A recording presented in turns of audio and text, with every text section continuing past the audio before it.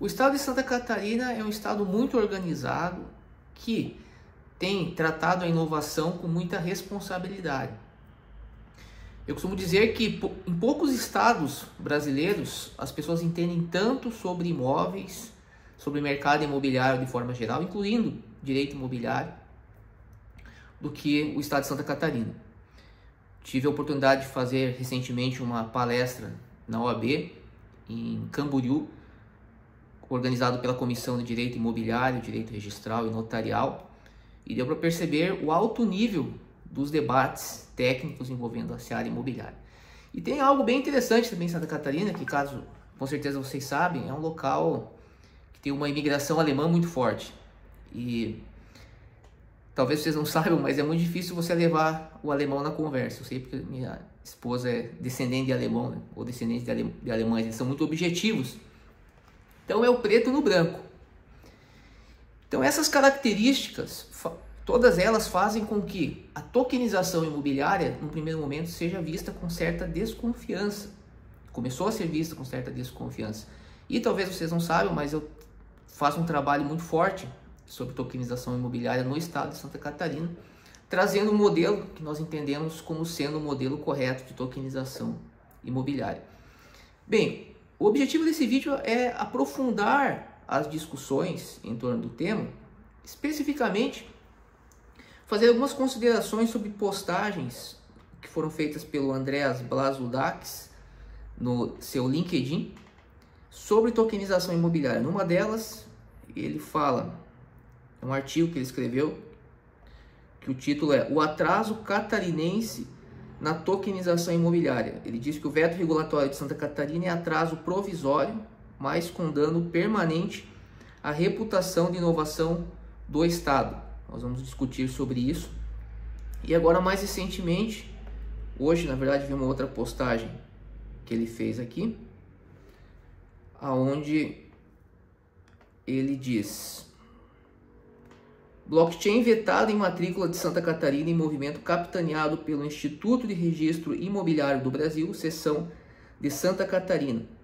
E ele diz: o alarme soou em Florianópolis, a capital nacional das startups, veta a inovação. Será?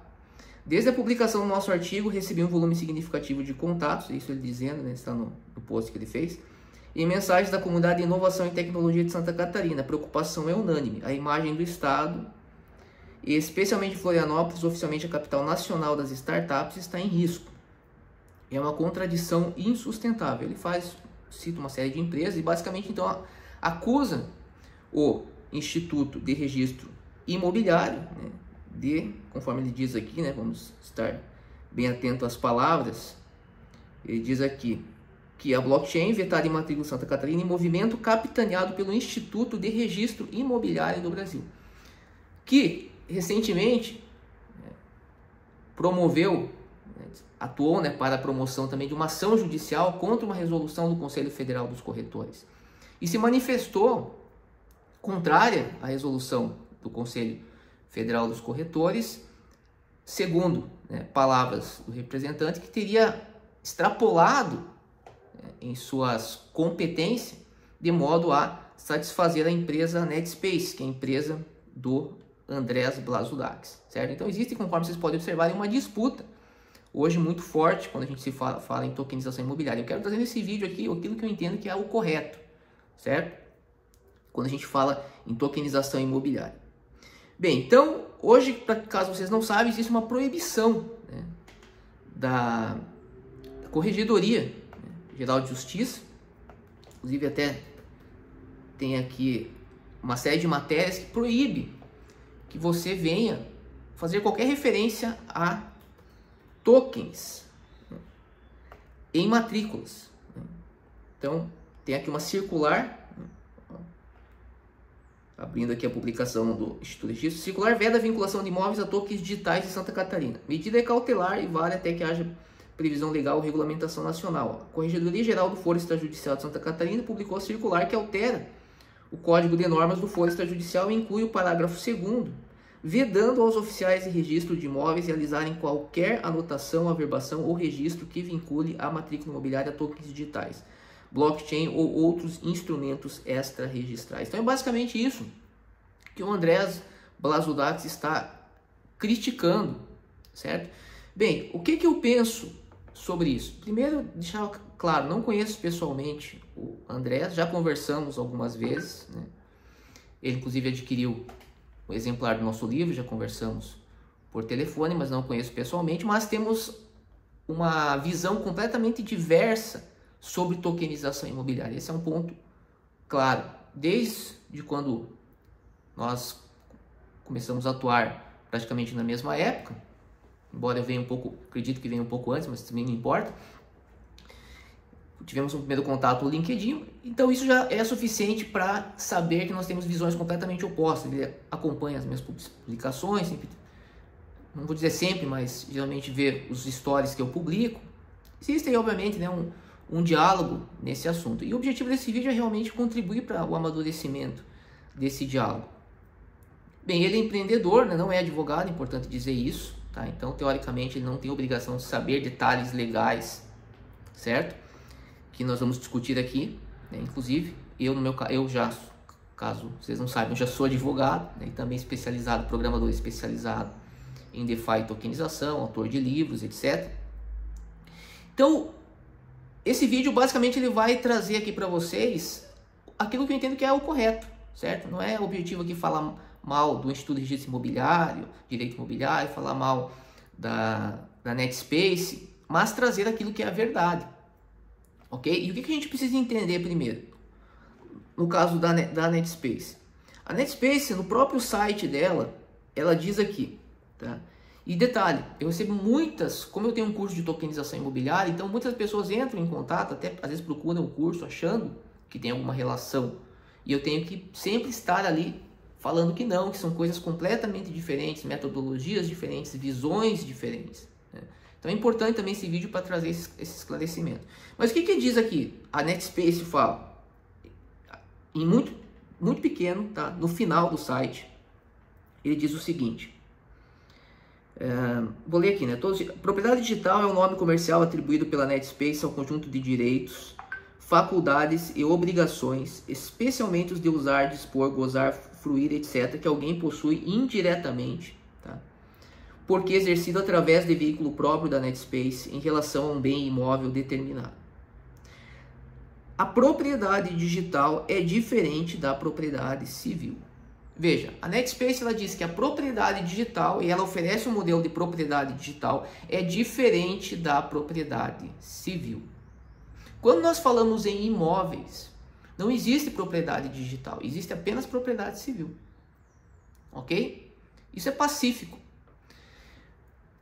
Todo o direito sucessório, a transmissão, né, de direitos, os negócios, existe toda uma disciplina jurídica que todos os advogados conhecem ou devem conhecer, sobretudo no que tange a transferência da propriedade.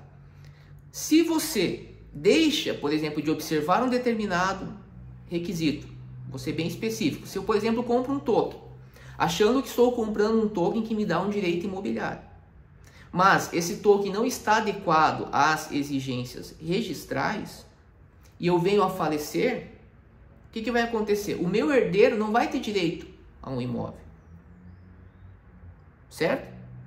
Porque a propriedade, conforme nós sabemos, ela depende do atendimento às formalidades registrais, que filosoficamente nós chamamos de normas constitutivas, do ponto de vista institucional, que constituem a propriedade. A propriedade é um fato institucional, tem um vídeo onde eu detalho, inclusive, isso aqui no canal.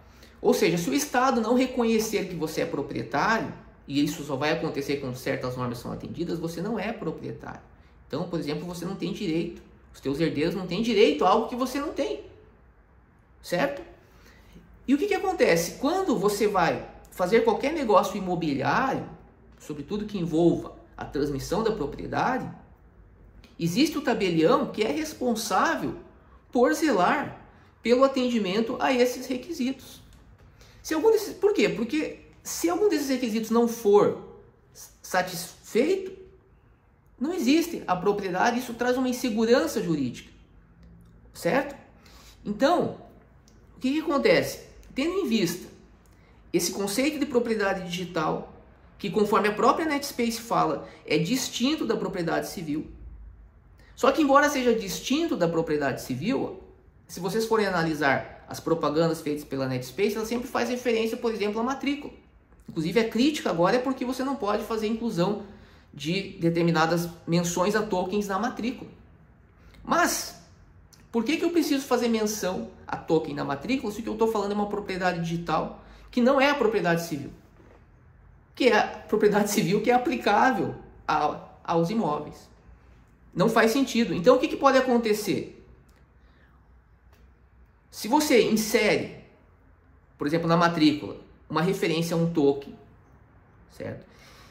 E você sabe que isso pode ser usado para vender um direito de propriedade imobiliária inexistente, o correto é que não seja feita essa anotação. O tabelião, o registrador, o responsável não pode permitir isso, certo? Por exemplo, se eu chego no mercado e vou vender um token, estou falando que aquele token, por exemplo, dá o direito de propriedade. E eu apresento, por exemplo, que houve em algum momento uma negociação, e geralmente no caso da NetSpace é feita uma permuta. A pessoa basicamente faz uma permuta entre o imóvel, atribui o imóvel dela para a NetSpace, está no material deles, e recebe tokens. Então eu uso isso. Então não estou dizendo que eles estão fazendo isso, tá? Mas se eu tenho o risco, certo? De que eu venha oferecer isso no mercado e passar a sensação para a pessoa de que ela está sendo proprietária quando ela não está, isso, obviamente, que atenta contra os direitos do consumidor e contra o próprio sistema de registro imobiliário. Então é óbvio que o tabelião ou o registrador ele não pode contribuir com algo que do ponto de vista jurídico seria considerado uma fraude. Eu não posso jamais vender uma propriedade digital como se fosse propriedade civil ou não deixar muito bem clara esta distinção. Veja que aqui no site da NetSpace é dito que a propriedade digital não é a mesma coisa que a propriedade civil. O que isso significa? Significa que eles estão assumindo aqui no próprio site deles que o que eles estão vendendo para o usuário é algo diferente daquilo que acontece no âmbito do mercado imobiliário, daquilo que acontece no âmbito das normas aplicáveis ao direito civil. É uma relação digital que está relacionada a algo que não pode ser transmitido de forma exclusivamente digital, sem atenção às normas registrais. Percebe? Então, isso dá o direito de nós termos hoje essa proibição. Certo? Por esse ponto de vista, dá direito. E agora aqui eu vou fazer uma crítica ao modo como isso foi feito. Certo? Como que deveria ter sido feita essa norma? Porque eu não posso proibir, eu entendo que eu não posso proibir, certo? Nesse ponto eu concordo, a referência a tokens. Tá? Eu entendo que do ponto de vista do Código Civil eu não posso fazer essa proibição. O que eu posso fazer é proibir desde que haja indícios de que essa anotação está sendo voltada para comercializar algo em desobediência às normas que definem o conceito de propriedade civil. Então, me parece que o que deveria ter sido feito pela corregedoria é não proibir a menção a tokens, porque, por exemplo, a própria ideia de permuta é perfeitamente permitida. O que a NetSpace faz quando ela faz uma permuta, isso é válido. É possível que você adquira, por exemplo, imóveis por meio de tokens.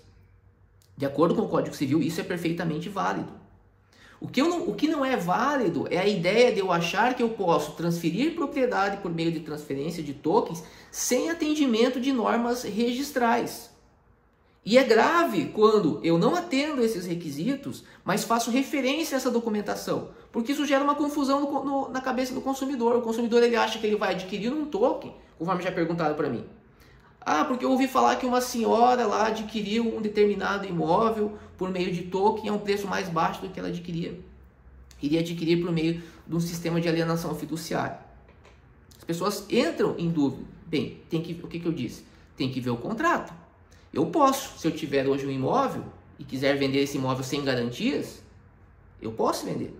Mas o sistema de garantias ele existe hoje, inclusive tinha hipoteca, hoje geralmente é feita alienação fiduciária, justamente por problemas que o credor tinha para fazer a cobrança. Mas é claro que eu posso vender um imóvel meu se eu quiser sem garantia, assumir o risco.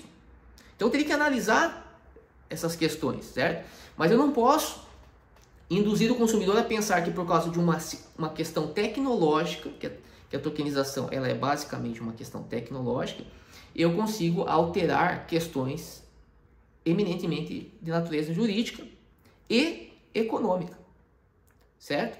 Então, para finalizar aqui, eu não entendo que, contrariamente ao que está sendo dito aqui pelo Andrés Blazudakis, que Santa Catarina está impedindo a inovação. Muito pelo contrário, ela está fazendo com que a inovação seja realizada de forma responsável. Por exemplo, trazer essa proibição até o momento em que essa discussão sobre tokenização imobiliária avance. Nós, por exemplo, eu não só tenho um modelo de tokenização imobiliária perfeitamente adequado aos registros, como ensino esse modelo. Totalmente conforme as normas de registro. Ou seja, o tabelião não poderia se opor a isso. Só que esse caso agora, que está sendo trazido, em princípio a justificativa é por causa da Netspace que foi feito isso prejudica todos os demais agentes do mercado que não compactuam com o modelo trazido pela Netspace, certo? Eu poderia falar aqui também de outras questões, né, sobre o modelo, mas eu posso gravar isso em um outro vídeo. Então veja, por exemplo, eu vou dar para finalizar até esse vídeo, vou dar um exemplo para vocês. Se você compra hoje um token da Netspace, a Netspace está imaginando que esse token de fato venha transferir a propriedade. Mais uma vez, não estou dizendo que a Netspace fala isso, porque a Netspace está dizendo que não.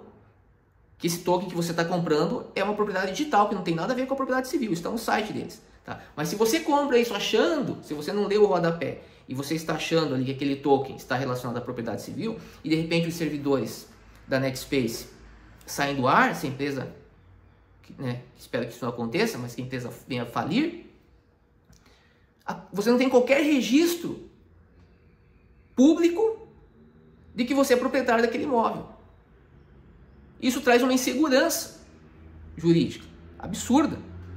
Então você pode ter pago anos por um determinado imóvel achando que você era proprietário, que você tinha um direito oponível erga omnes, para no final você descobrir que você não tem mais direito a nada. Será que o sistema nosso de registro pode admitir uma coisa dessa? Não pode admitir isso. Então, um apelo que eu faço para a corregedoria, né, é que ela reformule essa norma. Que ela deixe claro, que ela traga justamente isso, né, essas especificidades. Porque isso faz com que ela passe a não poder mais ser discutida do ponto de vista jurídico. Porque do ponto de vista jurídico, eu não posso impedir, eu entendo que eu não posso impedir a menção a tokens, certo? Salvo quando existem indícios de que eu quero promover algo em desacordo com as normas. Que de alguma forma eu quero o quê? Burlar, né, falando português claro, o sistema de registro. Mas quando não é esse o caso, quando as normas de registro estão todas elas sendo respeitadas, eu não posso proibir isso. E há várias hipóteses no mercado imobiliário aonde eu consigo trazer tokens e fazer a comercialização desses tokens conforme essas normas registrais. Eu trago, inclusive, no nosso curso, a hipótese da condição suspensiva colocada em escritura pública. Uma condição suspensiva que tem como evento futuro incerto a transferência de um token em uma rede como Ethereum. Quando esse token é transferido, esse evento futuro incerto acontece, eu passo a ter o quê? A aquisição do direito. Isso está numa cláusula suspensiva, uma condição suspensiva na matrícula do imóvel. Perfeito? Então aqui eu tenho toda uma garantia jurídica de que se aquela condição suspensiva de fato, aquele fato, evento jurídico futuro incerto, se ele ocorrer, eu tenho meu direito garantido. Por quê? Eu tenho meu registro na blockchain e ao mesmo tempo eu tenho meu registro no órgão competente. Então nós vamos ter responsabilidade, como nós falamos sobre isso, porque nós estamos falando de algo muito sério. que é o patrimônio das pessoas. E nós estamos falando aqui de patrimônio imobiliário, do sonho da casa própria. Certo? Eu não posso vender sonho da casa própria, que não existe. Nós tivemos lá o caso, por exemplo, dos imóveis da planta. Quantas empresas que não prometiam, né, e vendiam lá imóveis da planta para pessoas sem qualquer condição de conseguir crédito. Chegava na hora de tentar o financiamento no banco, o banco falava, não, você não tem, você não ganha nada.